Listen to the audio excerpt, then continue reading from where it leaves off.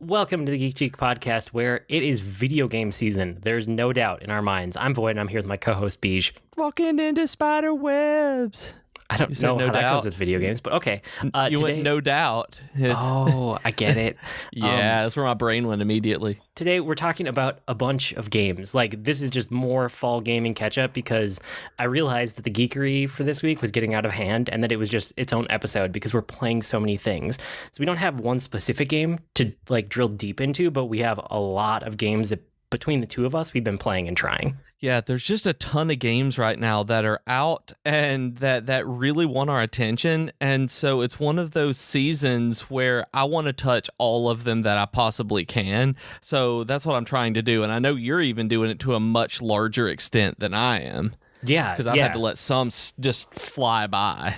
Yep, for some house planning reasons, and just, I'm not going to get into all the details, but like, I was being more careful with cash than I normally was. Not cash, but just money in general. Right. And then things finally flipped back the other way this week, just due to how some finance stuff landed. So I was able to go and just pick up a bunch of games that were kind of like borderline, that I'm like, I know there's at least something here that I want to experience. It doesn't matter if I'm going to like dive deep or not, but there's something new and I want to check it out because that's how I am. So I have a lot of like initial impressions of games, and kind of like the story of most of these that I was running into is that I want a good game to do a deep dive into, and I'm not really finding it yet, but I am finding a ton of just like interesting games that are fascinating in various ways, like a little bit here, a little bit there, something new here, something new there. It's not grabbing me to the point where it was like Fire Emblem, where I like couldn't put it down and that was going to be my game for the next 60 hours, but there's a lot of interesting stuff to talk about. Yeah, and I've found a game like that. I mean, that's what Dragon Quest XI has been for me. It actually got its hooks in me again, and I've been playing it. But for the most part, all the stuff that I'm touching on is stuff that I'm going to play a little bit here and there. Yeah, it's kind of interesting. Our first bunch on here are actually Switch games, so we can dive right in. You and I have both been playing Ring Fit Adventure, and I like this game. It's like so much more interesting than Wii Sports or Wii Fit ever was for me, and I'm having a lot of fun with it. Like, it truly feels like a workout. And after 5 minutes, I was just like legitimately sweating, and I was like, oh, this isn't so much a game as it's a workout, but it's also legitimately a game, which surprises me a lot. It's really, really neat how they do it. Like, I learned in that very first level, and they call it Beginnia, which is hilarious to me. The very first area is like you just have to like jog in place, like to move around. So you get the leg strap on, you jog in place, and you have to do it for like 2.5 minutes. So it's not that bad, but I learned I have to wear shoes on my hardwood floor, just the way that I was moving in place, that it hurt my feet. So I'm going to actually have to wear trainers whenever I'm using the Ring Fit, because I can't just like bounce on my hardwood floors for that hard because there's a concrete slab under it. But it works you. Like, it really does work you. And didn't you text me that you calibrated yours wrong, so you had to work harder than you really should have? Oh yeah, so when I played the first couple levels, I was just like dying, because I wasn't actually dying, but the running, like I had to like run so hard to like get the character going the speed that I wanted them to go. And then I went back and my kids played right after me, so like they calibrated, and I rewatched what it said in the beginning area, and it tells you to like calibrate your jogging speed, but it's like calibrate your light jogging speed and then your fast jogging speed. And what it really means is give us a speed that's like slightly more than a walk, like the slowest jog you can possibly do. That's what you're supposed to do for that first one. And then the second one is like, give us your running speed. And I took jogging to mean running the first time. So like I set it where you had to like really, really work it to like get anything out of it. So that was a little intense. Yeah, I turned it down. That helped a lot. But even then, it was still, it's like a legitimate workout. It is just moving constantly, and the ring, what is it called? It's not the Ring Fit, like the I don't remember what the Ring Con, is that what it's called? Yeah, that's what they call it in the game. Whatever the Ring Con is, it's really neat. Like, it feels really solid, and I didn't know when it came out if it was going to be a peripheral that felt like it was going to break at any given time. But after pushing and pulling on this thing with me and my nephew, like, it's still, like, it feels like it's going to be able to take a beating. Yeah, I mean, it feels like a new take on like resistance band training.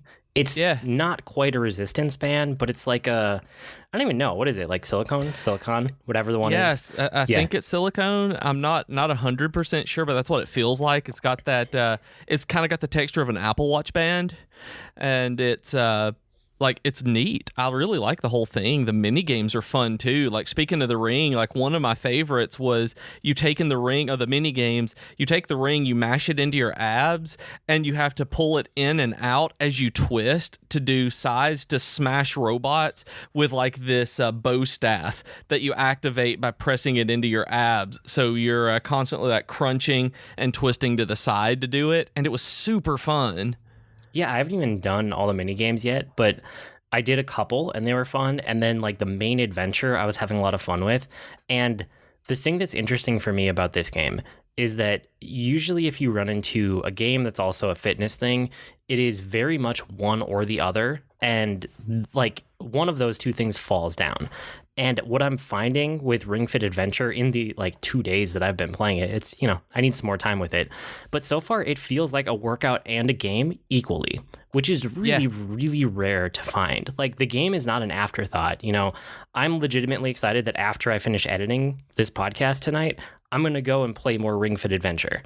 And I also know that it's going to give me a workout, but I just want to go play the game because I'm having fun with the game part of it. And I'm actually curious how long it's going to take to play through it and do the story, because it's a story, that it's an RPG, that there's something going on here with characters, and it's just really neat to me that you can do that. And you're right, it does feel like a game, much more than Wii Fit or Wii Sports or anything ever did. I mean, Wii Sports was just a collection of mini games, but like Wii Fit and Wii Fit Plus and like Wii Fit Resort or something like that, was that the last one they did? Yeah, something like that.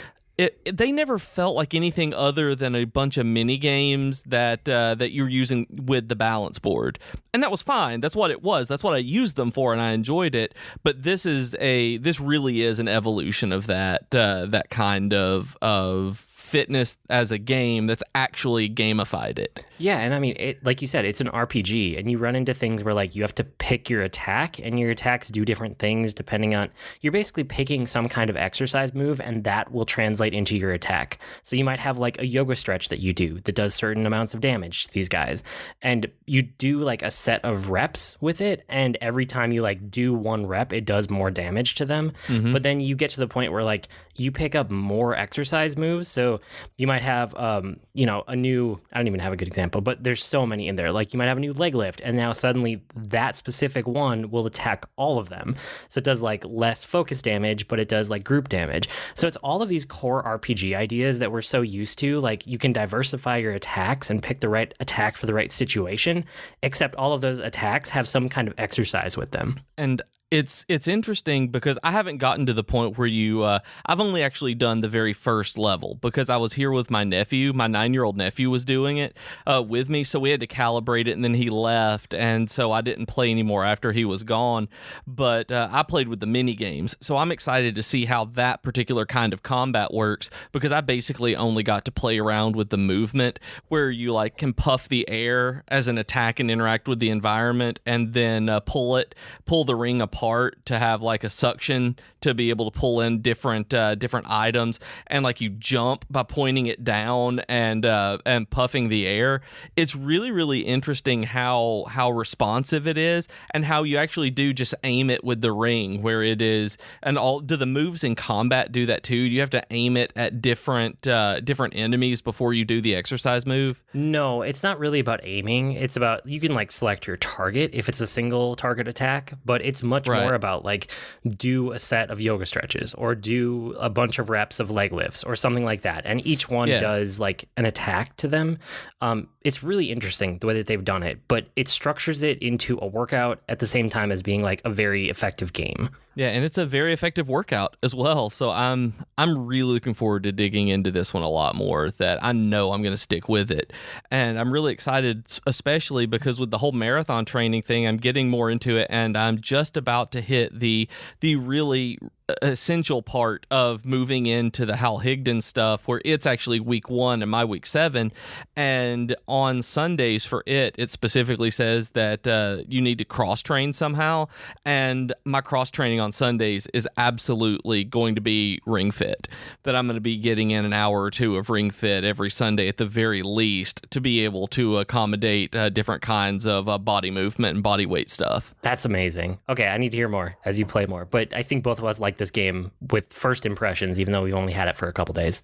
Yeah, I mean, I only played it yesterday. I didn't get a chance to on Friday because, I scratched my eye. My dog scratched my eye, and I didn't want to play it that afternoon because I was sleeping and couldn't barely open my eye. Saturday, I was busy and didn't get a chance to, and I went running. And so yesterday, I did this, and I think you did yesterday as well. Like, we actually got into it on the same day, and so I'm excited to see how it goes. And even within that first few minutes, I felt like it was worth the money. Like, it's $80 to get this brand new with the peripherals and everything in the game. I can absolutely guarantee that I'm going to get my $80 worth out of this one. Yeah, and there's the other thing I should mention before we jump off is that there's a lot of settings in there too that I'm still playing around with them, but you can go in and you can like turn down the intensity. So if it's like too much for you, if you're not used to exercising at that level, you can reduce it. It asks you a bunch of questions right up front so that it can kind of like try to give you what it thinks is a good one. So it'll ask you your age and your weight and your whatever, and then it'll ask how much do you exercise, and that'll kind of be your default level. But you can go in and you can it asks you for like 4 levels. It's like, I don't really exercise, or I want like moderate, or I exercise some, or I like exercise a lot. But then once you actually go in after you've done that, it has like 30 or 40 levels of difficulty, and you can granularly adjust it like every single increment, which is crazy, but really, really good that they included that. Oh, wow. I haven't gone in to mess with those options yet. That's crazy that you can go in that much. That's awesome. Yeah, and then it looks like they also have assist mode. So if there's certain movements that you can't do for whatever reason, like if you have weak knees, you can go in and put on like knee assist mode so that it'll let you do like alternate options if you have to do something specific with your knees, Oh, cool. Or there's also like when it has you running in place or jogging in place or walking in place, instead you can switch it over to silent mode, which is made for people who either like can't do a whole lot of like running or walking in place, where you just have to do like micro movements. But it's also made for people who like live in an apartment on the 5th story, and they're going to stomp on the people below them. So you don't have to do that. So it's like they thought through all of these different things, and I just appreciate that they have those options in there. Yeah, and I mean, I'm not really going to have to take advantage of the silent mode, but it's a different kind of movement too, where you're basically squatting a little bit more, where you're moving around, but it's just a different kind of movement. Like I said, micro movements, where it's just they've done such a good job, and I'm really excited about this game. Yeah, it's really cool. We'll both be talking about that more. So let's move on to the next thing. We kind of wanted to wrap up Link's Awakening because both of us played it, and I think we landed in a similar place with it, right? Yeah, I don't want to say I'm done with it, but I may be done with it. I think I'm done with it. I'm not afraid of saying it. It's one of those things where I love this game so much as a kid, and I still love this game, but this one is... I don't know, it's not grabbing me, and I kind of wish I hadn't bought it. It's one of those where I just wish I'd had that money and put it in a different place. I got the Dreamer edition, and I'd forgotten I bought it. Like, I had decided not to get this game, and then it came in the mail, and I was like, oh, okay, I guess I paid for that. And I opened it instead of, like, sending it back or anything, because I was like, okay, I've got it. And it's okay. It's pretty, like you said before, but it's just okay. I wish they had done more with it, I guess. It doesn't feel... I know what you mean. So, it doesn't feel, I do, because, well, there's a couple good things, so I want to call those out first. Like, it's interesting because this game is so different than other Zelda games. Like, there's all these Nintendo cameos that I just needed to call out because it's weird, because there's like almost Mario in it, and then there's Yoshi and Chain Chomp and Shy Guy and Kirby and Boo and like Goombas, Piranha Plants. It's this weird like mashup of Nintendo stuff because it's this strange like dream thing that you're in, probably. And then it has 2D sections, but they're not bad 2D sections. I actually enjoyed the 2D sections in this game, which kind of surprised me. But the things that started tripping me up is that the path through this game is not as refined or as open as any of the modern Zelda games. And I knew it wasn't going to be open because that's not the style of this game, but even just like the path is really confusing. And a lot of the people I talk to that are loving this game are like, oh yeah, I played this game a ton when I was a kid and I beat it and I have it memorized and I know exactly where I'm going next. And that doesn't apply to you or to me at all. I remember it. Like, I played this a ton when I was a kid, and so I remember enough of it that I've been able to navigate around because of it, and I remember where to go, but part of it is still just like, wait, that doesn't make sense. I need to go here and do this. Yeah. I wonder about figuring out as a kid how many hours I spent doing it, because as an adult, I'm just like, I'm going to play something else now. Yeah, and I found myself just like looking at a guide the whole time, and then I realized I didn't want to play a game where I had to look at a guide the whole time. And I love the open nature of modern Zelda games, and having to go back and do things in an exact order really kind of bothers me now. You know, overall, I kind of landed in, it's okay. Like, it's an okay Zelda game, but it made me want to play a better Zelda game. And if I want to play one in this style where you get more abilities and you unlock more dungeons over time, I want to go back and play like Link Between Worlds, because that's a fantastic game. And it strikes that balance between like progression and having to like get certain items, but also being semi-open. It worked so well for me. Or if I want a truly open game, I'll go play Breath of the Wild. Like, there's such good Zelda games out there to do instead of this game. And I'm glad that I bought this one physically, though. This is one of them where I can honestly see myself, as much as I like collecting stuff right now, I can really see myself taking this one to GameStop and trading it in, or tossing it on eBay and seeing what I can get out of it, just to be able to buy something else. Yeah, because it's at not least bad. You have that option. It's not bad. That's the thing. I like the game. It's just with all of the other games that are out right now, and all the other games that are really, really interesting and high quality and vying for my time, this one just doesn't stack up to that. And I think that's really where the problem is with this game, is that it is exceptionally high quality and good, but when compared to everything else, it just doesn't quite meet muster. So tell me about one of those games, because you've been playing it, and I'm kind of surprised that you're back to this game, but you've been playing Overwatch. Yes, and I'm back to Overwatch because I love events. I love events so much, and this is the Halloween event, and they always put in new skins for all of the characters. Well, not for all of the characters, but for a lot of the characters.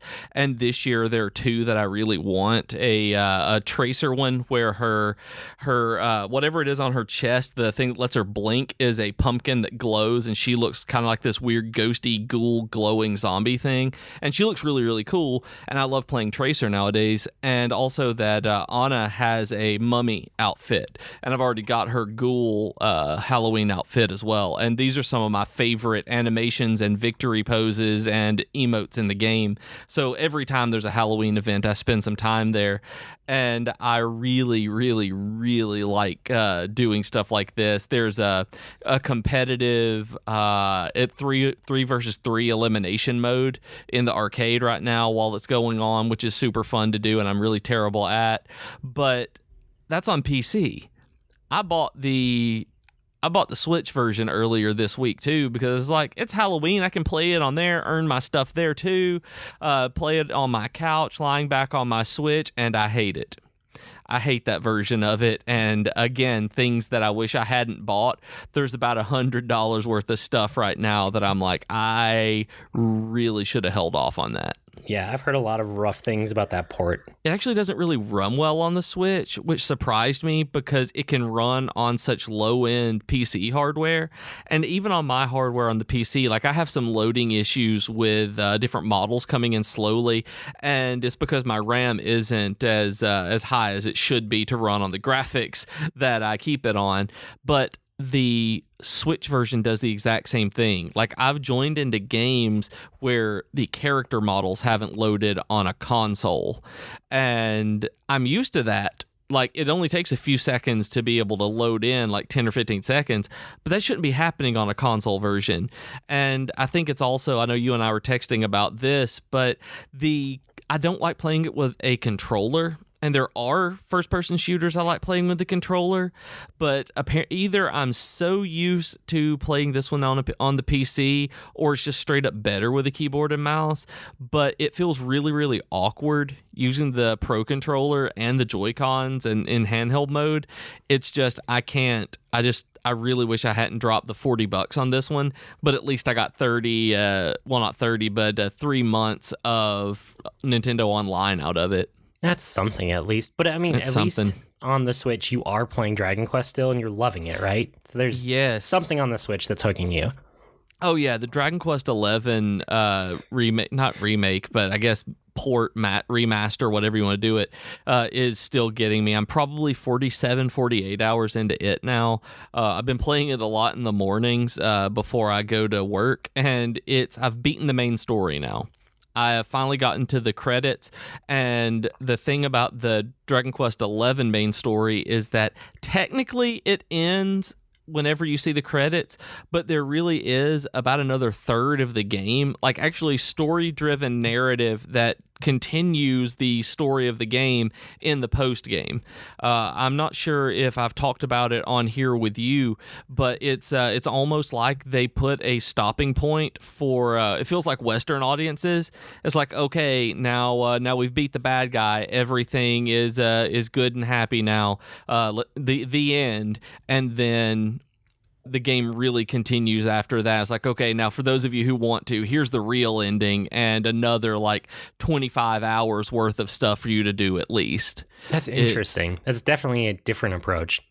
Yeah, and I've never seen a game that has post-game like this. Like, it's an immediate thing. You boot back up the save file on this one, and it starts with cutscenes, again, showing the aftermath of what happened at the end and just continuing on with the story and wrapping up other loose ends that have happened with the main narrative and continuing on with major narrative threads.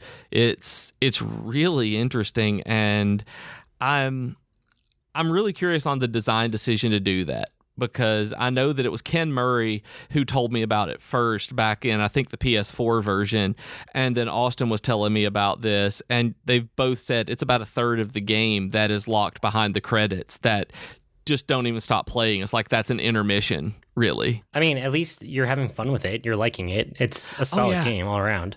Yeah, it's one of the most engaging RPGs I've ever played. I'm basically just going to play this until I get tired of it, and then I'll end up replaying it in the 2D mode, which is pretty cool. It's not a hard RPG, it's just engaging. Okay, cool. I have a couple from Switch also. So I've been playing Killer Queen Black, which I told you to go check out because it's very hard to describe. Did you look at a video or two? I did. It's very, very weird and arcadey, but I could totally see how this would be fun, especially with the arcade in person, like you were telling me about. In an arcade machine, having the different teams side by side would be awesome. How is it online with the Switch? So just to give people listening a little bit of background, like this came from a game that was arcade only, in person only, 5v5, and it was like, it's not very well distributed. Like, it's around the country, but it's hard to find one, kind of. Like, you have to be by a major metropolitan area, and then you have to, like, still go drive to it. Like, there's a couple in town I could go to, but I've never made it to those parts of town because I just don't hang out there. So this is the online version. It's only on Switch right now, but instead of being a 5v5, it's a 4v4, so it downscales it a little bit. And essentially, you are a bee of some kind, and you are trying to beat the other faction of bees, and there's 3 different ways to victory. You can be a worker, which is like most of the people who are playing, and then there's 1 queen on each team too. And it's hard to describe, but if you look at a video, and I suggest you look at a video because you can understand it very quickly, I think, if you're like physically looking at it. It's made like an arcade game. Like, it's a single screen game. It never cuts away or like moves the screen, except for like when you win and it like zooms in on the area that you won.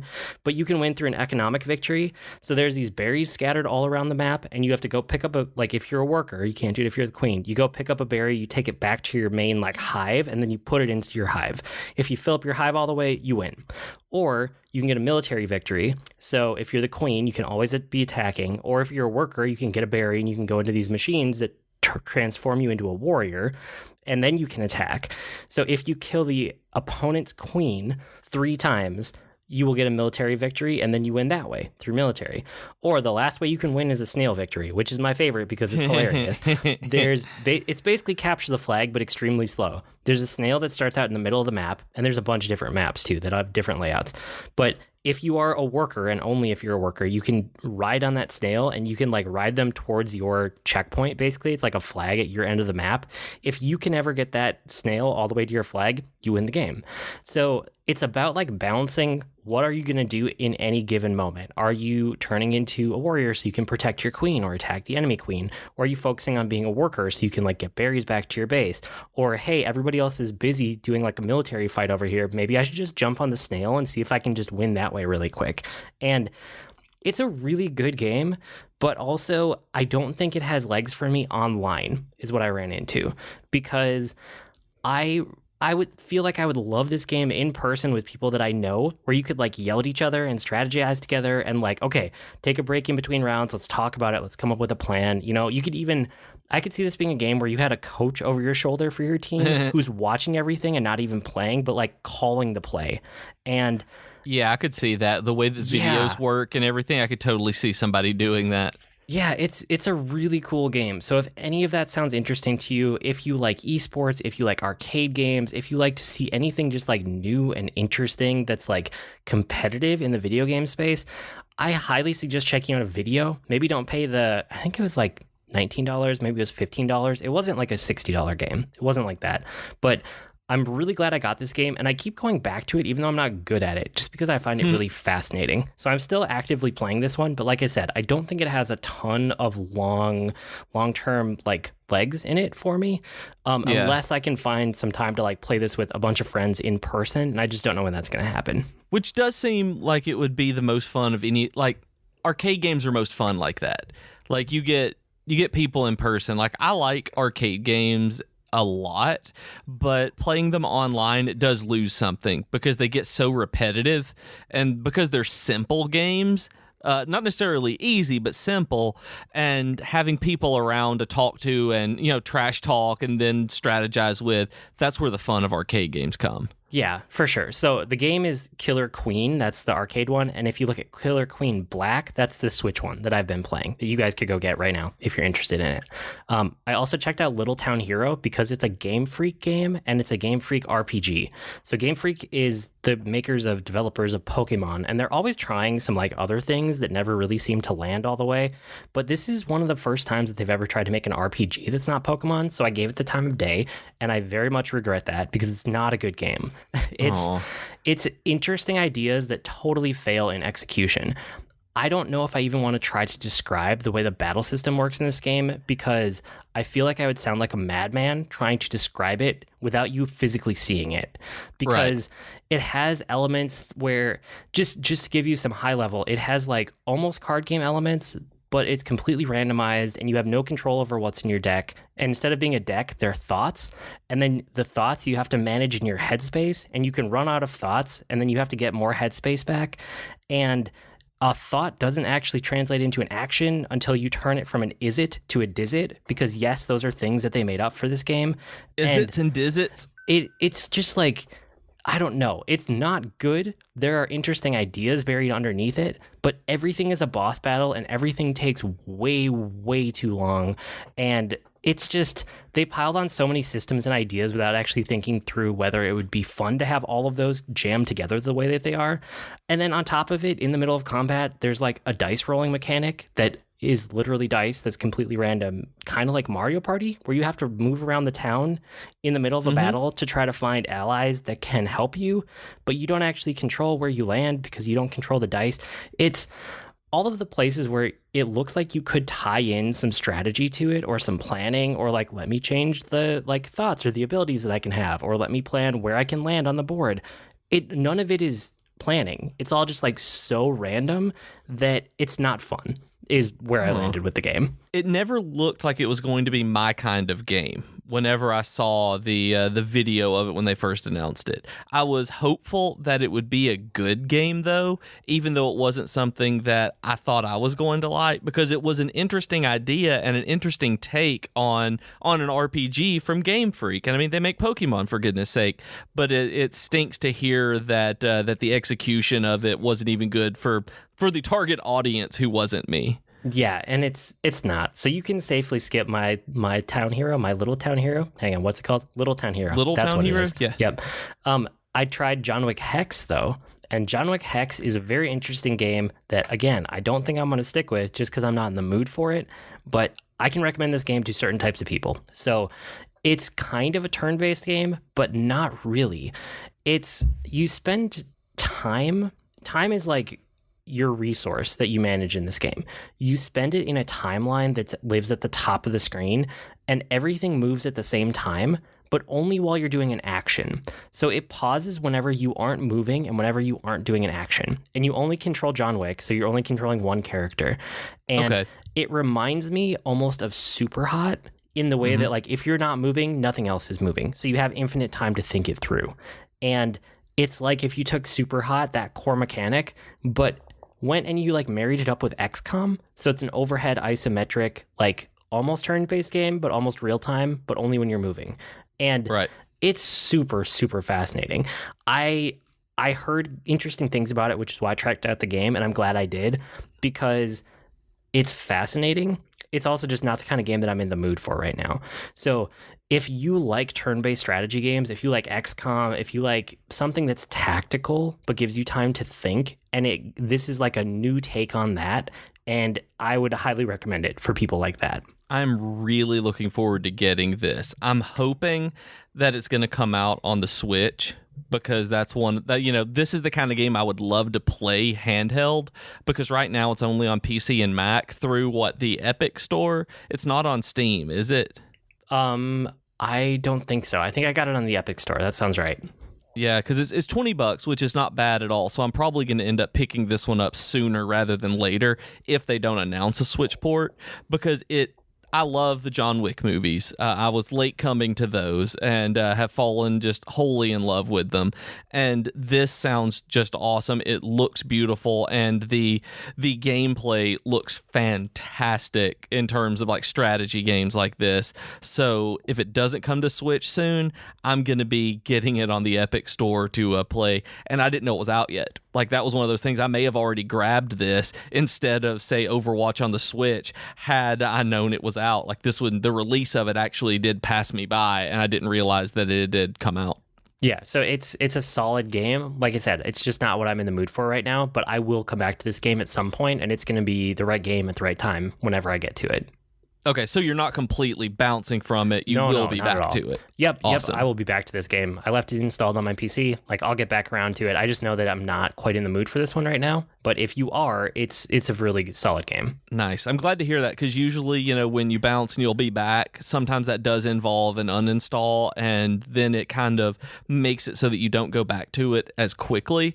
So leaving it on there is a sign, is very much high praise for, I think, both of us. That's like, I'm going to get back to this, and I want it to be here when I do. Yep, exactly. On PC, I've also been playing the Throne of the Eldraine expansion, or Throne of Eldraine. I keep adding a "the" in there that doesn't exist, but just in Magic the Gathering Arena. And it's a good expansion, but it's complicated, and it slows down the gameplay. And as I'm playing through, I think I like aggro decks. I think I like fast decks more than I realized. Now that they aren't as viable as they were before, I miss them a lot. So apparently my style lines up with that, and I didn't realize it till it was absent, basically. And I love the theme and the world building in this one. It's really cool, that mashup of like fairy tale and Arthurian legend. I like what they've done a lot. I'm just not enjoying the metagame a lot right now. There's like 2 or 3 deck types that are just dominating, because that's how it always goes with the metagame, and they're just not fun to play against. So I don't know. I'm still playing this. I'm still playing about every third day to clear out my daily quests. I still like the cards. I still like the theme. I like what a bunch of the new cards do. I just don't love what's going on in the metagame and actually like playing in that context, if it makes sense. Yeah, it does. And that can happen a lot when it comes to the first set of a block like this. Whenever the second one comes out and they expand the mechanics a little bit more, you get some different cards to mix in with the new mechanics they've introduced, then it should be a bit more fun to play because there's a lot more of a pool for the combo decks to start working, for the different kind of archetypes to start really playing with different ideas, and for there to be variation within those flavor of the month decks where it's not going to be playing the same unfun thing all the time. You're going to have a lot more variation in it so that you can find those chinks in the armor that way a little bit better too. So I expect the next set's going to make this a much better experience for you. Yeah, and it's not that I'm not having fun with it. I'm just not having as much fun as I was before. So I'm just kind of scaling back a little bit. I'm still, like I said, I'm still playing multiple times every week. Like I'm still enjoying it. It's just kind of, that's where I'm landing with this particular set. That makes sense because you were pretty hardcore into it for a while. Like, I mean, and I say that in the best way. Like you were hardcore playing, like that was what you were playing. So to back off from that is still not, and still playing it is still not saying that it's bad. No, it's definitely not bad. It's just I'm not playing as much as I was before. So that's kind of where I'm landing with Throne of Eldraine. And also all of these mobile games that we talked about recently with Apple Arcade and all the other stuff coming out. I just want to do a quick check-in. So I'm still playing Grindstone. It's really good. I beat What the Golf. It's still a fantastic game. What the Golf is so good. And then a bunch more. How many levels does it have? I don't know because I didn't actually count them up. I just kind of played through the game because it was super fun. Okay, because I stopped playing it for a little bit as other games have started coming out, and I've been playing other stuff. So I was just curious on how long it was. Yeah, I don't know because I actually stretched it out on purpose, which I rarely ever do with the game, but I knew it was a finite game, like it had an ending, so yeah. I wanted to just take my time. So I'd play like a couple holes every night until I eventually beat it, and I was like, yep, that was a really good game. Yep, and it is. Like, I can't recommend that one enough. What the Golf is worth picking up the demo, or not the demo, but the trial of Apple Arcade for. Yeah, it's excellent. And then there are even more Apple Arcade games that have come out. There's like about 10 more releases since we talked about it last time. I didn't play any of them. That whenever they came out, I got a message that they had been released, and none of them looked interesting enough for me to download, and I just haven't, like right then, and I haven't gone back to see what they were again. If there was anything I wanted. Every one of them and tried them all because that's the person that I am. Yep, that's none of them are worth sticking with. They're all just kind of, they're okay. The only one that's worth giving a quick shout out to is probably Pac-Man. There's like a Pac-Man Battle Royale. So if you have a couple... I hadn't played it yet. I wanted to... That was actually the one that caught my attention that I was going to go back to. Yeah, that's the one new one that's worth looking at because if you have a couple other people in person... that one's a lot of fun. So I played that with my kids and we had a really good time with it. I don't think it would be fun single player, but it's good if like you have a bunch of iOS devices in the same room and a bunch of people on a family plan. It's like, yeah, sure, let's play this free game for a bit. And we had a great time. Okay. I bet that would be fun. But you've been playing mobile games too. I know you're still playing Mario Kart World Tour because I keep seeing you post about it. I am loving Mario Kart Tour. Like, it is awesome. Like, I know that you bounced off of it. And did you ever go back and play it anymore from when we talked about it last time? I tried it a little bit more and then I deleted it. Did you ever turn off the things like smart steering and stuff like that where you could run off the road? I tried it, but I don't think I ever got them to the point where I was happy with them the way that you did. Okay. Well, that was what I was curious about because I just wanted to see if you had given that a shot because Jennifer and I are playing this pretty much every day. And I don't think there's been but maybe one day that I've missed, maybe two, over the, I think, month that it's been out now. Wow. When's the last time a mobile game hooked you like this? Not very. It's been a long time since one has hooked me to log in this much. And part of it is the way that they do it is that I've still spent... Well, okay, I accidentally spent $5 on the game. Let me say that. I accidentally did spend $5 on it because of the gold membership that they have for it, where basically you just have an extra set of challenges and get a couple extra things as you finish you get gifts basically as you get different stars as you beat as you get certain scores on different courses. So I accidentally paid for that after the 2-week trial period was over. So I did pay $5 for it. And I'm A-okay with that because there are so many characters that they're releasing. Like, they've released all the Koopalings now. They've, like, Roy and Morton and Iggy and Lemmy and Ludwig, and I can't remember the rest of their names. There's new carts and stuff that they do, and there are new ones coming out every 2 weeks. And none of them seem essential.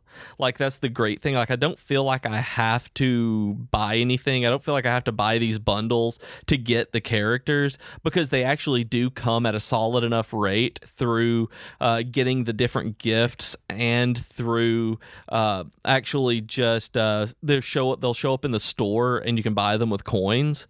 So it's like, okay, I'll spend my coins on getting Metal Mario today or something like that. And that's what I've done. And it's been really fun. Jennifer and I will sit and play it together. And like we were texting today about how to beat different challenges together on what course was the best one to do this and which glider gave you the best chance of items to do this with. And it was super fun because we're both doing it.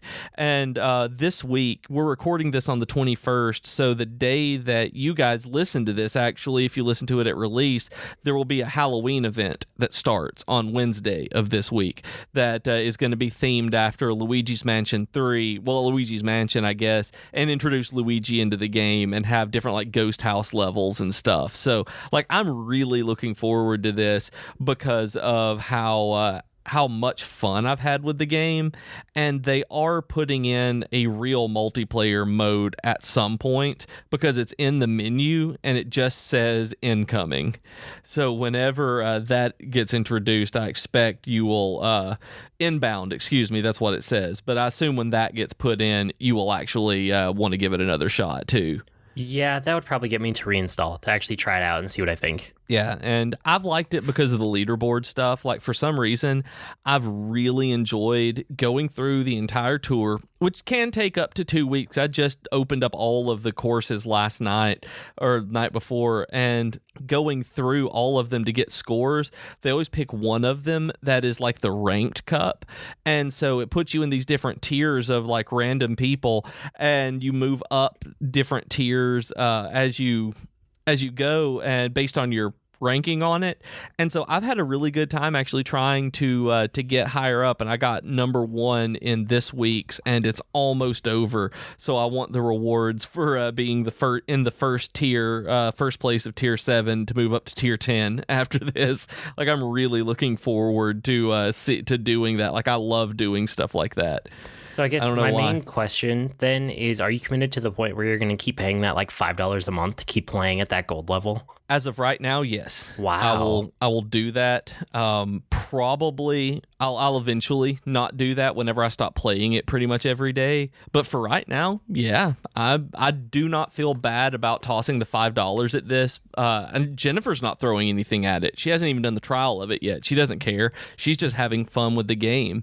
And I like having the extra challenges to do. So it's one of those things, like, we both just have a lot of fun with it, and that's what we like. Mario Kart is something that brought us together. It was like the first video game that she ever played, like really played, because her friends didn't teach her how to do it when they were kids, and teenagers in college, and so she was really frustrated, never really got into it. And when we started dating, I took the time to let her be bad at it and learn how to play the game without her getting frustrated.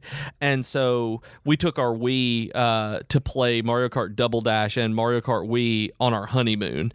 And so this came out, and so we're about to have our 10-year anniversary now. So this just came out, and we're probably going to bring the Switch onto our trip that we're taking in next weekend, maybe. I think it's next weekend. So we'll be playing Mario Kart on our 10-year anniversary trip too, and it'll be like with this and that. So it's just like, it actually does hold something special to us, but it's just a fun game even outside of that to me. Sweet. No, I'm glad that you found a mobile game that's clicking for you, because I know that you bounce off of them a lot harder than I do. Yeah, but when I get one that I like, it will keep me for a while, and then I will just not touch it for a little bit. Like Marvel Strike Force, I haven't touched it in a while, but I know that when I go back to it, I'll have fun again, and I know that's the way this one will be. So, but I really look forward to real multiplayer on this one. That one will be super cool.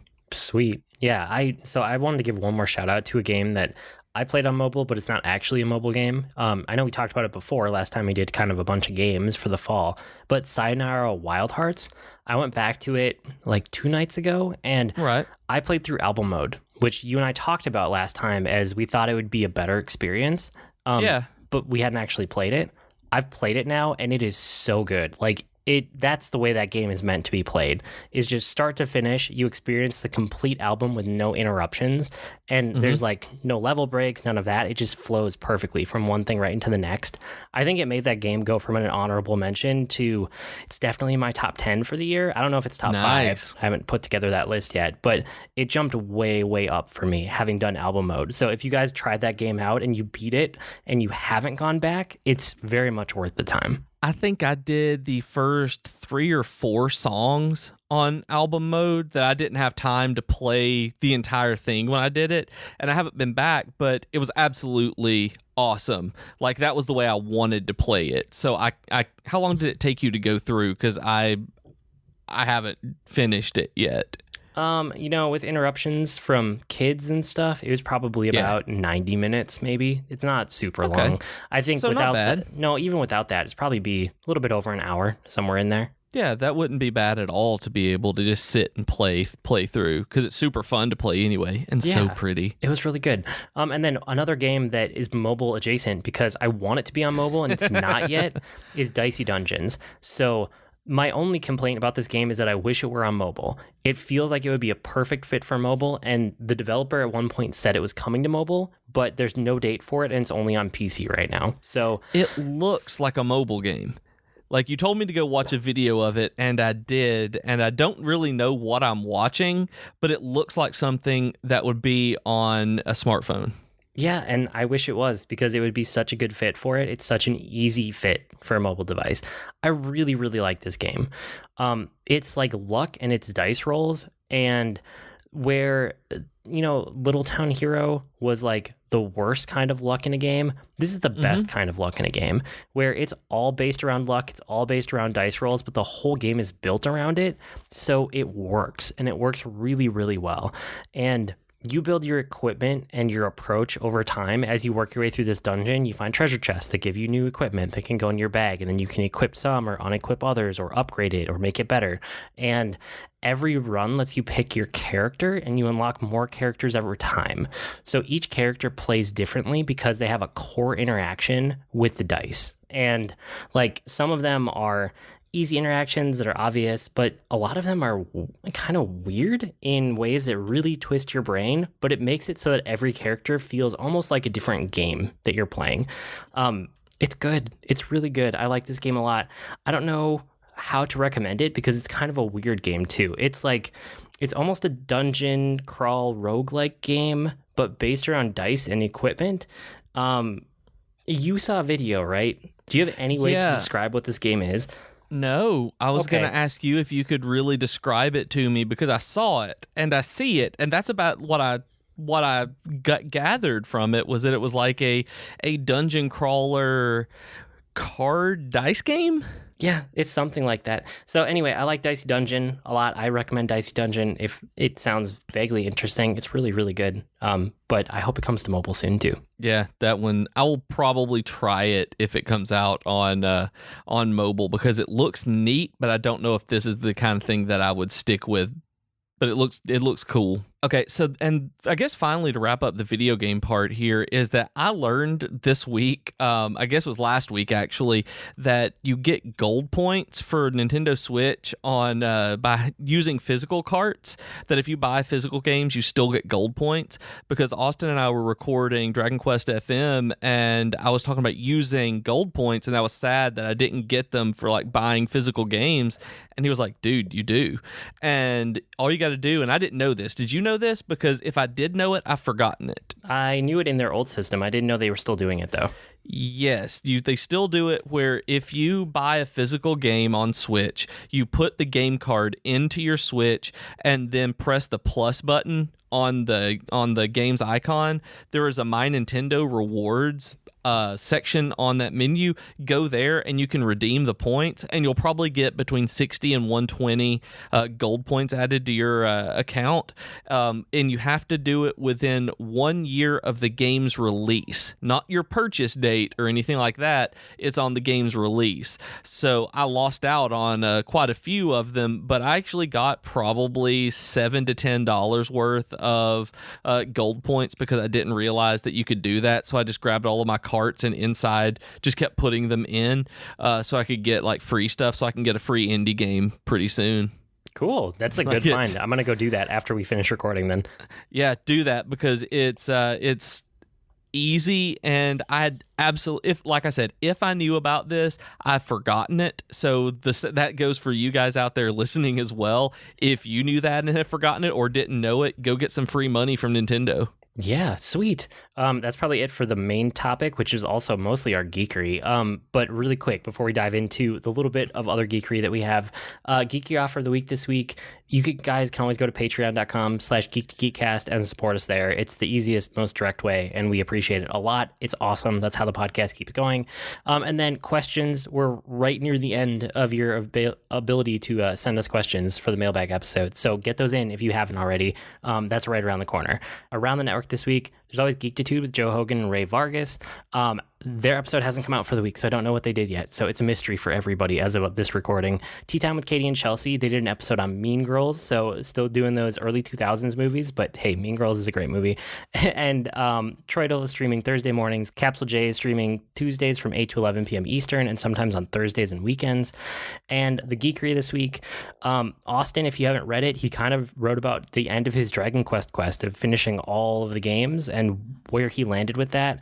That was a couple weeks ago, but it's still a good read. And then 13th Story wrote about his gaming role-playing models and how how he can relate to characters in role-playing games. And that was kind of around Dragon Quest II, which was interesting to hear about. And then you can subscribe to all of that at geekmedia.com/subscribe if you're interested. But for geekery this week, I am going to hold most of my stuff for next week. I've just been reading some things, but I'll talk about them all in a big lump because I never say a ton about reading, so I'm gonna wait till I have a little bit more. But you've been doing Halloween stuff because it's your favorite holiday, right? It is. It's my favorite holiday. I got married on Halloween, so there's always something this time of year that really makes us happy. And I just wanted to point out to other people who are like that, if you're the kind of person who likes cooking shows, one of our favorite things this time of year is watching Halloween baking shows on the Food Network. And this year they've added another one to their repertoire. And so we get the Halloween Cake Off this year, which is with Duff from, I think he's Ace of Cakes guy. Regardless, I love Duff. Like, he is hilarious and just seems like a super nice person. And so I was really glad to see that he got his own Halloween cake show. And it's they do the normal cake thing, and it's an elimination challenge. And then they get to go home and build these really crazy cakes and bring them back to the studio. And they have to move and interact and transform in some way in this one. Like, it's really neat watching them figure out a way to they just get a word like blast or collapse or dissolve, and they have to figure out a way to incorporate that into a cake. Like these beautiful art cakes that they do based around a theme for the week. And there have been some that blow up with fire and have fire-breathing dragons. Like, it is really, really fun to watch because you don't get the normal like food reality show where they're stuck in a studio with limited resources and limited time. They give them a week, tell them to go home, work with somebody, and come back with their best stuff. So it's a really different take on that kind of food competition, and I love it. Like, we've been watching this one and really enjoying it. So if that's y'all's kind of stuff, I think that the anybody listening would probably enjoy that one too. Sweet. I'm glad you're loving it. I know how much you like this season and this holiday. Yep. And I mean, there's always Halloween Wars, which is the pumpkin carving one, and then Halloween Baking Championship, which is more about the food. So there's always those as well. But we've been watching Cake Off more than anything right now. Yeah, it's that time of year.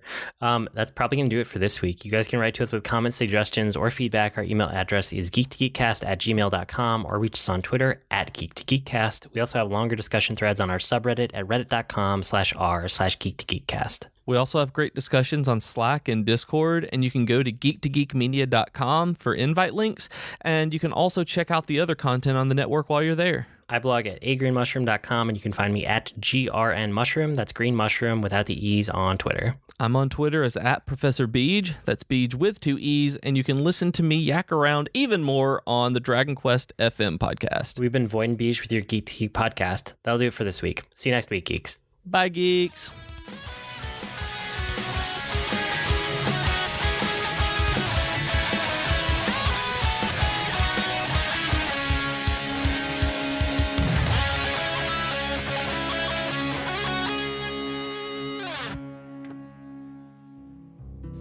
Hey geeks, this is Capsule J. I'm a streamer on the Geek to Geek Media Network. If you like discovering new games and chatting with cool nerdy folks, be sure to check out my channel on Twitch. You can find it at twitch.tv/CapsuleJ. That's CapsuleJay. I stream a blend of indies, retro games, and RPGs most Tuesday nights from 8 p.m. to 11 p.m. Eastern, and occasionally on Thursdays and weekends. Hope to see you then. Hi, my name is Joe Hogan, and I'm a geek. And if you're currently listening to this, there's a good chance you're a geek too. So check out my podcast, Geektitude. Each week, I talk with somebody about their geek aptitude. Sometimes I talk to people in a geeky profession. Sometimes it's someone doing something really cool with their geekiness. Often it's another geeky podcaster. But it's always someone who wants to share their inner geek. So join me each week as we come together to geek out about all the geeky stuff we love. And remember, this week, keep it geek. Hello friends, this is Troidal Power inviting you to join me over on Twitch most weeknights, sometime after dinner. Video games have always been a social hobby for me, with friends and family crammed together on a couch, chatting away while someone holds the controller. And thanks to the power of the internet, I've got my own virtual couch over on Twitch, where you can kick back and goof off while I play games.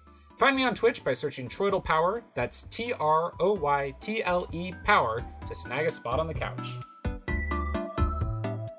Hello, I'm Katie. And I'm Chelsea. And together we are Tea Time with Katie and Chelsea, a podcast all about pop culture. We talk about books, movies, music, basically anything we want at this point. Yes, we obsess about K-pop.